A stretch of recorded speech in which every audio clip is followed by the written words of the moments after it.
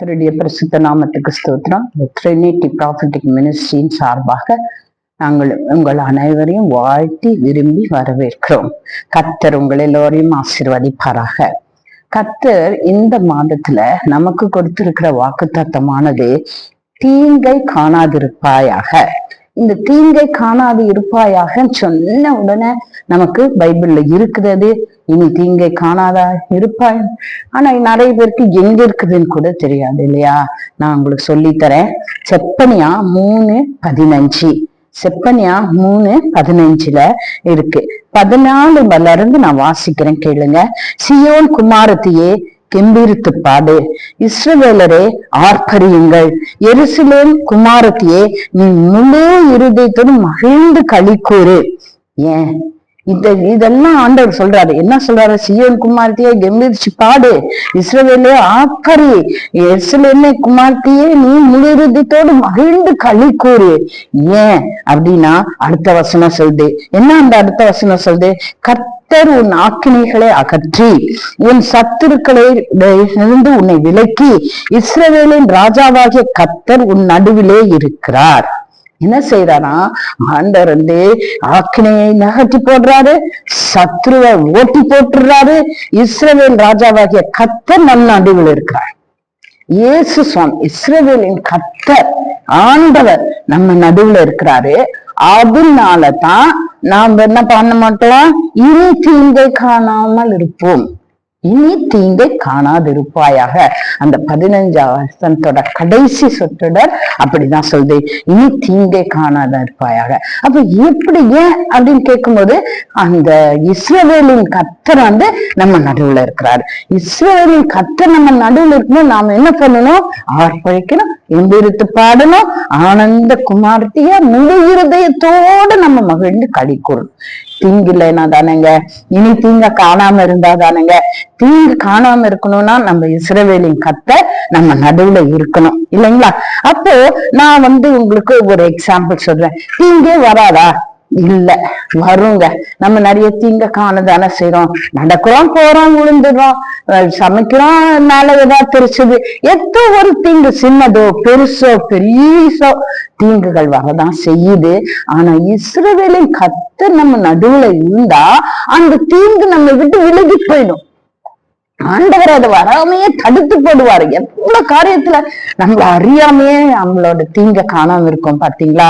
நம்ம நிர்மூலமாவது ஒரு நிமிஷத்துல. ஆனா அந்த நிர்மூலமாகாம நம்மளை காப்பாத்துறது தேவன் நம்ம நடுவுல இருக்கிறதுனாலதானங்க.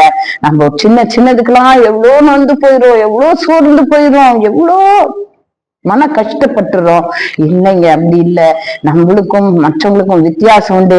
தீங்கு வந்தாலும் அது நம்மளை நெருங்காது, தீங்கு நம்மளை அட்டாக் பண்ணாலும் அது நம்மளை மேற்கொள்ள முடியாது. ஏன்னா இஸ்ரவேலின் கர்த்தர் நம்மோடு இருக்கிறார். இது எப்படி இஸ்ரவேலின் கர்த்தரை நம்மோடு கொண்டு வந்துடுறது அப்படின்னு சொல்லி நான் யோசிச்சு பைபிள்ல நான் தேடும் போது எனக்கு பைபிள்ல ஒரு காரியத்தை என் தேவன் எனக்கு காட்டினாரு. அது எங்க இருக்குன்னு நான் வாசிக்கிறேன், நீங்க கேளுங்க. உங்களுக்கும் நம்ம இனி தீங்க காண மாட்டோம். என்ன தீங்கு வந்தாலும் நம்ம ஜெயித்துடுவோம், ஜெயம் கொண்டுடுவோம் அப்படின்ற ஒரு தைரியம் நமக்குள்ள வந்துடும். 1 நாளாகமம் 4:10, 1 நாளாகமம் 4:10 முதல் 9 பார்ப்போம், அப்புறம் 10 வருவோம். 1 நாளாகமம் 4:9 பாருங்க. யாபேசு தன் சகோதரரை பார்க்கிலும் கனம் பெற்றவனா இருந்தான். யாபேஸ்னு ஒருத்தர் இருந்தார். அந்த யாபேஸ் எப்படி இருந்தாராம்? தன்னோட எல்லா சகோதரர்களை விட நல்ல கனம் பெற்றவனா, நல்ல மதிப்புக்குரியவனா வாழ்ந்தானா, நல்ல பெரியவனா இருந்தானா, ஐஸ்வர்யத்துல எல்லா விதத்திலயும் ஆசீர்வதிக்கப்பட்டிருந்தானா யாபேசு. ஆனா அந்த யாபேசு பிறந்த நேரம் எப்படி இருந்துதான்? அதே வசனம் தொடர்ந்து சொல்லுது பாருங்க. நான் துக்கத்தோடே அவனை பெற்றேன் என்று சொல்லி அவனுக்கு யாபேஸ் என்று பெயரிட்டேன். அம்மா என்ன செய்யறாங்க? அவங்களோட சூழ்நிலை என்ன? அவங்க குடும்பத்தோட சூழ்நிலைகள் என்ன? வெறும் துக்கம், மனசுல வேதனை, எந்த பக்கம் திரும்பி பார்த்தாலும் சமாதானமே இல்லை. ஒரு பையன் பிறந்துட்டான்ற சந்தோஷமே இல்லை. சோ அந்த காலத்துல எல்லாம் சூழ்நிலை, அந்த சந்தர்ப்பங்கள் இதெல்லாம் பார்த்துதான் பேர் வைப்பாங்களாம். அப்படி இந்த யாபேசுக்கு அவங்க அம்மா என்ன சொல்றா, துக்கத்தோட பெற்ற இந்த பிள்ளை பிறக்குதுங்கிற சந்தோஷம் எனக்கு இல்ல, நான் துக்கத்தோட இந்த பிள்ளைய பெற்றேன், அதனால அவனுக்கு என்னன்னு பேரு யாபேஸ் என்று பெயரிட்டான். அவன் எப்படி வாழ்ப்பா, நீங்க யோசிச்சு பாருங்க. பிறந்தே சந்தோஷம் இல்ல, வளர்ந்து மட்டும் சந்தோஷமா வளர்த்திருப்பாங்களா? சூழ்நிலை அவனுக்கு எல்லா தேவைகளும் சந்திக்கப்பட்டிருக்குமா? இன்னும் இருந்திருக்காது. ஆனா ஒரு சந்தர்ப்பம் வந்துச்சு. இந்த யாபேசு என்ன பண்ணா, வேர்ட்ஸ் 10 பாருங்க. யாபேசு இஸ்ரவேலின் தேவனை நோக்கி, இஸ்ரவேலின் தேவனை நோக்கி, தேவனே தேவரீர் என்னை ஆசீர்வதித்து என் எல்லையை பெரிதாக்கி உமது கரம் என்னோடு இருந்து தீங்கு என்னை துக்கப்படுத்தாதபடிக்கு என்ன சொல்ற, அதை என்னிடத்திலிருந்து விலக்கி காத்தருளும் என்று வேண்டிக் கொண்டான். இந்த யாபேசு ஜெபம் பண்றான். அவன் சூழ்நிலை துக்கமா இருக்குது, அவனோட வளர்ப்பு சரியா இல்ல, அவனுக்கு தேவைகள் சந்திக்கப்படல, எல்லாம் இருக்கும்போது அவன் என்ன செய்தான் தெரியுங்களா? இஸ்ரவேலின் தேவன் நடுவில் இருக்கிறாரு, நம்ம படிச்சோம்ல, அந்த தேவனை கூப்பிடுறான். இஸ்ரவேலின் தேவனை நோக்கி, தேவரீர் என்ன ஆசீர்வதிங்க, என்ன ஆசீர்வதிங்க, என்னோட எல்லையெல்லாம் பெரிதாக்குங்க. அப்படின்னு என்ன அர்த்தம்? என்னோட ஐஸ்வர்யத்தை பெரிதாக்குங்க, உங்களோட கரம் என்னோட இருக்கணும், நான் தீங்க காணக்கூடாது, இந்த தீங்கு என்ன துக்கப்படுத்த கூடாது, எங்க அம்மாவை துக்கப்படுத்தின தீங்கு என்ன துக்கப்படுத்த கூடாது, தீங்கு என்ன துக்கப்படுத்தாதபடிக்கு அதை என்னை விட்டு விலக்கி காத்து என்ன செய்யணுமா, காத்தருளும் என்று வேண்டிக் கொண்டான். அவன் ஜெபம், அந்த யாபேசோட ஜெபம் என்ன தெரியுமா? அப்ப அவன் சூழ்நிலை எப்படி இருந்திருக்குங்க, அவன் எப்படி இருந்திருப்பான். இப்ப அவன் சொன்னான், தேவரே என்னை பாங்குறீங்கப்பா, என் இலைய பெரிதாக்குங்கப்பா, எங்களோட வறுமையெல்லாம் போக்குங்கப்பா, எங்க துக்கத்தை எல்லாம் எடுத்து போடுங்கப்பா, தீங்கு எங்களை துக்கப்படுத்தாதபடி எங்களை காப்பாத்துங்கப்பா அப்படின்னு சொல்லி உண்மையா இஸ்ரவேலின் தேவனை கூப்பிட்டான். உடனே அந்த இஸ்ரவேலின் தேவன் என்ன பண்ணிட்டாரு, அவன் நடுவுல வந்துட்டாரு. அப்படிதானே இந்த வசனம் சொல்லி செப்பனையால, இஸ்ரவேலின் தேவன் உன் நடுவுல இருக்கிறார். அப்ப நடுவுல தேவனை கூப்பிட்டு வந்துட்டாரு. வந்து நினைச்சா அந்த தீங்கெல்லாம் போயிடுச்சு, அவனுடைய துக்கமெல்லாம் போயிடுச்சு, அவனுக்கு சந்தோஷம் வந்துச்சு, எல்லாம் பெருகிருச்சு, குடும்ப கஷ்டமெல்லாம் போயிடுச்சு. அவன் வேண்டி கொண்டான். வேண்டி கொண்டான்னா ஜெபம் பண்ணுனாங்க.